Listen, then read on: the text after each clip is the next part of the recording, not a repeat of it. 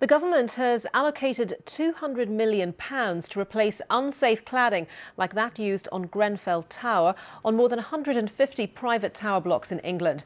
Ministers had previously told building owners to pay, but say the work isn't being carried out quickly enough. Well, with me now is Rachel Ludane, who's part of the UK Cladding Action Group and lives in a block clad with this ACM cladding. Rachel, thank you very much. ACM, aluminium composite material, that stands for, which is a type of cladding that was on Grenfell Tower. And tell me, has there been a dispute in your block over who should pay for the change of cladding? Within my block, we are actually a fully ACM clad building. And we've tried to go through the routes that the government had previously put out there as routes of help for leaseholders within these buildings, and they've all not come to a satisfactory conclusion. No developer was taking up responsibility, no freeholder. We didn't have any option legally or any option with insurance. And that's why we're all in full agreement of the fact that the government has done the right thing for a proportion of people within the country. How stressful has it been living in a block which still has this type of cladding and having to go on top of that through this fight to try to get it changed? So as part of UK Cladding Action Group, we've been involved with a number of blocks around the UK. There are 166 affected by cladding safety concerns. And it's been hugely stressful for everyone involved. I think firstly from a safety perspective.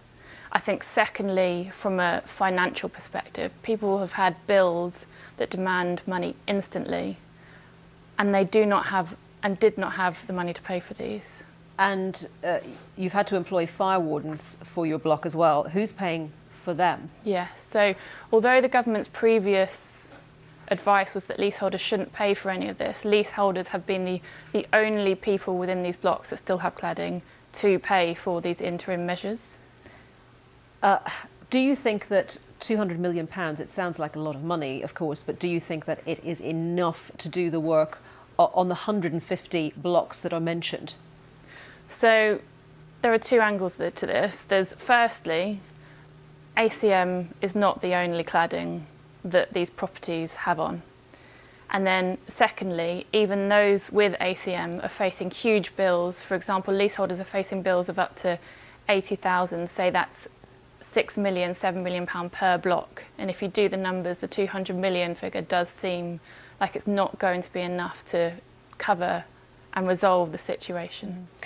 So with other safety issues, besides the cladding, this particular type of cladding, it sounds like your kind of battle to make sure that the places where you're living, where so many people are living, are safe, will continue. Yes, absolutely. So we're in full support of what the government has announced today in terms of the fact that it will fund ACM cladding buildings. But we need them to realise that there's a wider situation out there, not only non-ACM, but also a whole number of fire safety issues, and we need to ensure that we campaign for everyone to be safe. And are you still, on some of those other issues, going to be trying to get the building owners to pick up the bill? I think this is down to the government. We have tried in every angle, across every block, to get the building owners to pay. And that is why we sought the help of the government, because there was nothing that we could do to ensure building owners would pay. OK, Rachel, thank you very much for coming along to talk about this today. Rachel Ludane from the UK Cladding Action Group.